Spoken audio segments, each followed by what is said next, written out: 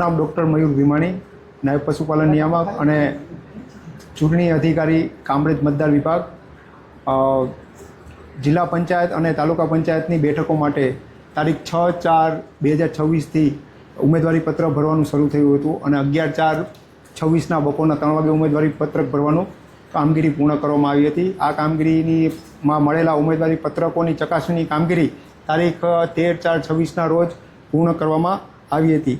આ પ્રક્રિયાના અંતે જિલ્લા પંચાયતની કુલ 4 સીટ માટે 12 ઉમેદવારો પત્રકો માન્ય રહેલા હતા, જ્યારે તાલુકા પંચાયતની 20 સીટ માટે કુલ 51 ઉમેદવારી પત્રો માન્ય રાખવામાં આવેલા હતા. આજ રોજ જે 15/4/2026ના રોજ બપોરે 3 વાગ્યા સુધી ઉમેદવારી પત્ર પરત ખેંચવાનો છેલ્લો સમય હતો.